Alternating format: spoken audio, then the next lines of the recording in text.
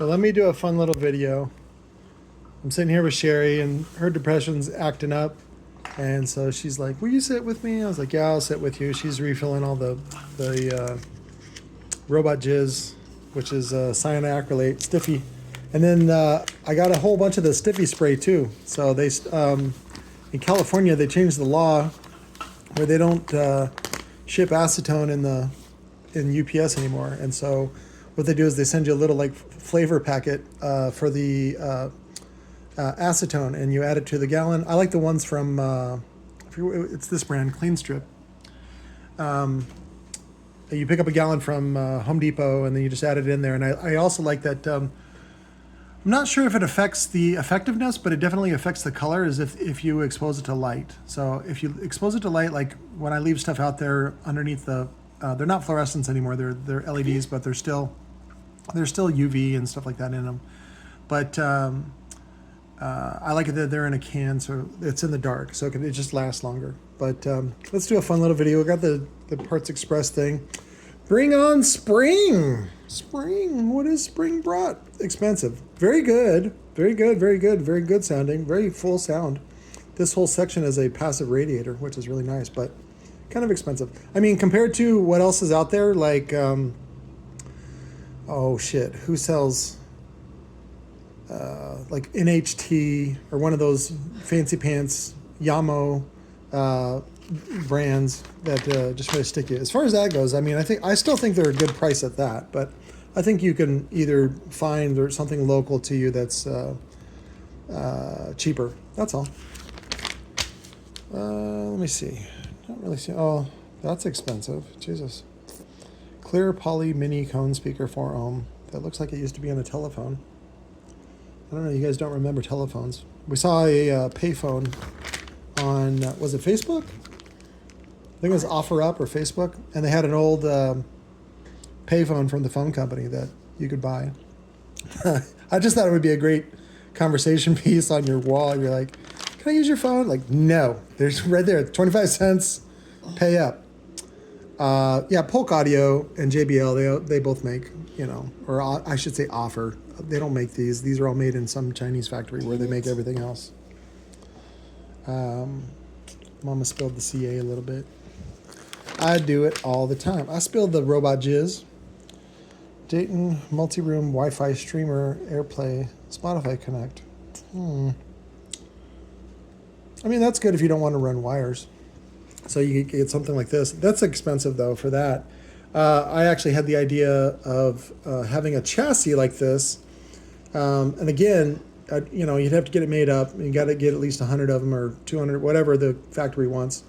If you're just ordering the steel parts though, it's actually pretty cheap. And then inside you put a 12 volt or 13 volt switching power supply, those are pretty easy to get. You see those in here in Parts Express. And then what you do is you get these little, it's a chip amp. It's 2x15. You put them in here. They don't even need a heat sink, but if you put a heat sink on them, they do better. And then like again, that trick where you, it's got 12 volts, but you put a 24 volt fan in it, so it runs at half speed, so it's real quiet. And that's all you need for this. And you can decrease your cost to like $100 and make the same thing yourself. In fact, what would be really cool is if you made the whole thing out of wood. Do it yourself. Yeah, it's the same chip that's in these guys, the Pi. But you can pick them up off of AliExpress for like $5 or even cheaper. I bought a bunch of them to experiment with that, but I just ran out of time. Yeah, Shure. Shure was the first one that came out with those. So speaking of which, if anybody needs those little Shure 4-channel Class Ds with they have the heatsink on them. I think some of them have fans on them. If anybody wants a bunch of those, I have a bunch of those that I got from a home theater installation place that went out of business, and they were using those from Parts Express as you know, for stuff like this. So, but I don't see anything that really catches my eye. This is all just kind of standard bullshit. Here you go, from grade school. And if you take out the driver that's in there, you're like, this is like a $3 driver, and it is. So yeah, very expensive. Again, if you're on contract though, you know, you bill whoever you're doing these for, you bill them at least double. So you make double on the product, and then you add another whatever 100 for installation, or 200, whatever your labor costs are. Here's the little Shure amps, but they're marketing them under the Dayton brand. So I don't know if you can see that.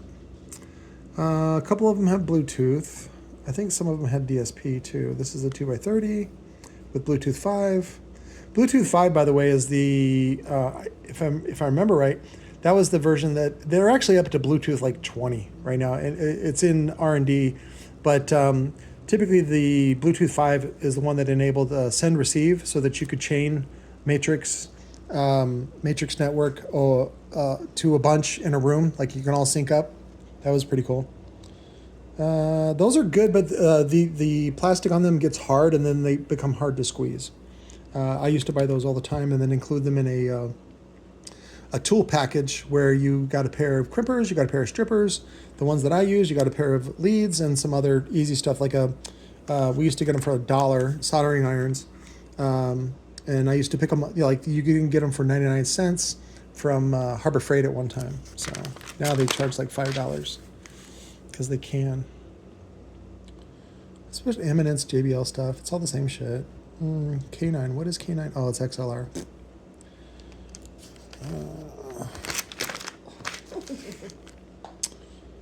QSC amps. Again, look for these locally. A lot of times you can find them. People get rid of them all the time now, and you can pick up even like 2x60 for like $100, 2x200 for like under $200. It's really cheap. You just got to blow them out and make sure they're still working, but it's just an amplifier. And again, the only thing on these is that's moving is the fan. And so you just got to make sure that the heatsink tracks are all cleaned out and that the fans are good and working. So, because if you're at a gig or something like that and your fan goes out, it's going to get real hot and it's fucking smoke, and there you go, fire. I used to get these from MCM too. They're okay. I would rather make your own, but at that price, you can't really beat it.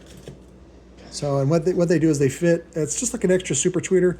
So, like a lot of times, like something like this will be like what does this say? Yeah, it's a two-way. So it's a 12, and then they got a horn tweeter, and then you add this on top to just, again, more tweet. We need more tweet. Make our ears bleed.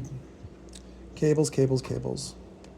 Also look for, compare the pricing to Recoil. And also if you do need to consume a lot of stuff like this, like little bullshit stuff like that, again, contact Steven on eBay. And just what you really want to do is just get his attention, and then figure out a way to contact him direct, probably through email. In fact, you know what? You can go ahead and text me, and then I'll give you his email. Just because I'm more active online than he is. Mostly he's working in the warehouse, but he has a lot of deals like that for closeouts. Like if stuff's not moving, he's in charge of clearing that out and making room in the warehouse. And if you come up with the right price, he'll fucking do it. It's great. What was it? Yeah, see, this shit's expensive, dude. This is crazy. You can get all this stuff used or new or whatever. Just don't look in here. I'm really disappointed lately. Yeah, $89 for a fucking 8? No thanks. It's from Polk. But guess what? Polk makes bullshit too. Now, GRS, I'm a big fan of lately, especially. You look on the specs for the 12s. I really like some of those. Those actually have a lot of potential for rebadging and also for use in home theater and things like that, like low power applications, not high power applications. You guys are all, car audio fiends, but for low power applications, which is for most people, the GRS series is actually pretty good. I'm actually a fan of a lot of their work. I just don't need any right now, so I haven't been buying any. DS18, 169 a pair. I'm sure we can beat that with probably something from Recoil. See, even the Boss is overpriced. That should be about half that price. In fact, I was looking through some of my pictures. There was a 5x7. Oh, this is a 5x7. It was a 5x7. I think it was the red Mylar cone, which is it's a electroplating on polypropylene, and they were the red like ruby looking ones, and they were sold under the VR3 brand, which was Audiovox is the parent company to that brand. And they all come from the same factory anyway, but I was getting those for like $5 a pair. and then you order $100 worth and you get free shipping. And I went through a ton of those. They were great money makers. I'd sell them for $40 a pair. So that's full retail. Unless you're like if you're an installer, then you can charge even more. Then you charge like $50 a location. I don't see any new cool tweeters, and the price on this one up. Typically, I buy this one. I was buying this one for $18. And I like the truncated version one, and I do like that Dayton sells. I think this is probably the one. That's more in my price range. And then they sell a truncated one so that you can squeeze two mids in closer, and then especially if the mids have a truncated frame as well. Like I was going to use them with the Empire 6.5 mids, which were based on Dan Wiggins' Adair design, which I can't remember the name of the Adair driver, but it was the one with XBL and it has like 1-inch linear excursion. It's pretty badass. Yeah. It reminds me of one of these places like the mattress store where they're like, we'll give you $500 off for free. And it's like, if you're giving me $500, how much does this fucking cost? So overstock sale and it's only $220. Yeah, no. And especially from Tang Band, like, no. They used to sell this driver for probably $30, $20. And I'm sure it's great for, again, you got to figure out an application for 25 RMS, you know, and it's maybe a very wide pass band, but again, not $229. Go fuck yourself. So, thruster. Again, $20 is kind of high for this. This should be about half that price. Yeah, because it's only 125 RMS. Again, look at the FS on this, and this could be a good source for you guys to. Let me see if I can get that part number to focus. Focus. I'll just read it off to you. 299-222. Look that part number up, and then look at the FS. And as long as the FS is in the mid to low 30s, it's good to use. You can even go as high as 40 hertz and still sound good. These are more of the exotic drivers. JBL mid-range, again, that is a good price on that JBL as far as resale and stuff like that. There you go, GRS, Polycone 18, or 8-inch, $10. That's a good fucking deal.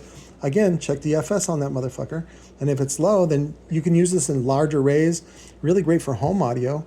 If you want to do a line array with then a tweeter in the center, and then you do like 4 8-inch mids on top and then 4 8-inch mids on the bottom. Those are fucking amazing speakers. What's his name? Pete. I remember Pete of Hexibase. I forget Pete's last name. He did, I think, line arrays with the Pioneer Wizardcone. Oh yeah, and I would love for somebody to do a line array with the Powerbase 6x9s with the Wizardcone. Again, Wizardcones are great. It's not, you know, it's not like the banda. It's not like banda music where there's like, oh my god, it's fucking loud. Like you can't sit in the vehicle. You're like, no thanks. And then even from 20 feet away, you're like, this is fucking loud. Like I gotta go. Again, that's a little expensive. GRS 10-inch for $89. That should be about half that price. $40 is a good deal. And again, they're still overcharging on this by about $30. But again, wait till Black Friday. Or whatever, because it's not something that most people need, but it is a fun tool to use, especially when you get an unknown woofer, like, I don't know, like some weird Robot Underground woofer that you find in a pawn shop, and you want to know the teal small parameters on it. This is a great tool for that. That's exactly what you need. Yeah. No thanks. Free online. The link is in the description.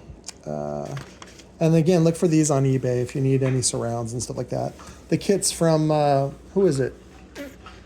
They're out of Missouri. Springfield Speaker Repair. Yeah, good guys. They've done a couple of trades with me. I traded them some Rockford dust caps and things like that because they bought up a lot of stuff like I did during that closeout of the speaker factory in Nogales. It wasn't necessarily that they closed the factory in Nogales, which was again owned by New Way, but when Neil came in and bought the factory there, he got rid of a lot of that old inventory just because it was sitting around, and it's like it doesn't do anybody any good sitting in a warehouse, and so he got rid of that. And who was it? MWA was the one that bought out the whole thing, and I realized why now, because the guy that owns MWA is like the brother-in-law of Neil, and so that's how that works. Family helps family. Again, one of my favorites here, but I think you can do better with different drivers and then bring that price point down. This is the Tritrix. It's a MTM, Doppelito array. They used to sell just the cabinets, which were a really good deal, and you could get them for about, I think, 200 shipped, and they're well worth that price, and then you wrap them in vinyl or do something like that.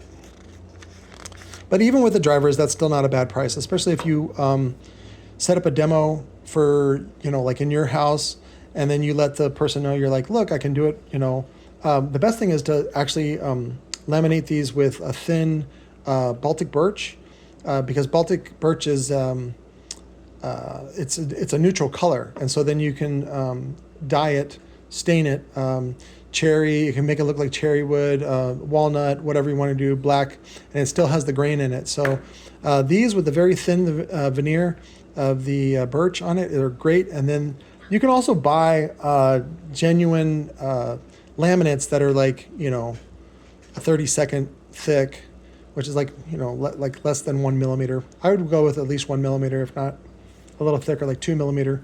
And then you got to use this weird knife and all this kind of stuff to cut it, but it ends up looking really good. And then when you laminate this MDF, it turns out pretty good. Is that it? That's the whole fucking thing? See, this is overpriced. Come on. For $5.99, you can get something really badass. Even though this is an 18, but it's an 18 in a sealed box. Does it come with the amp? No. It's just a woofer in a box. Fuck you. Let's see. I just want to make sure before I trash them. Oh, that was the other thing. Was somebody was like, you trash everybody. I'm like, yeah, because most people are fucking full of shit, man. And they're there to just fucking stab you in the face. Stab you in the pee hole. Oh, yeah, by the way, that guy, I talked to the VA about them, and I finally reported the doctor, and they're like, you need to contact this department so we don't send any more people there. And I was like, yeah. And believe me, I know it's very difficult. I'm not saying that I understand a woman's perspective after a rape, but I'll just end right there. I don't understand their perspective. However, in my experience, this was basically a violation of my body, and it was not appreciated. And so it's important to, and I told this, I remember having this conversation with a comedian girl that had accused a host of rape. And I give you the same advice, which is that you don't have to detach from it. Just know that there's not going to be any satisfying like revenge or reporting or anything like that. Which the important thing is just to report the crime, report the violation, whatever it is, and document it. That's it. That's all you can do, and then just let it go.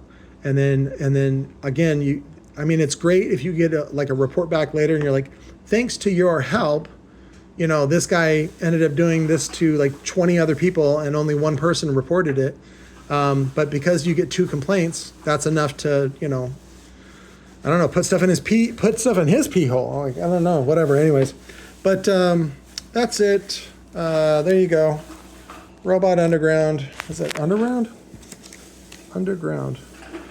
Robot Underwear, 720 West Southern, Mesa, Arizona, 85210. Or you can text 602-312-6504. Email is robotunderground@yahoo.com, but save email for only international and business clients. And even then, if you're a business client, then I just want to text. Text is best. Love you. Bye.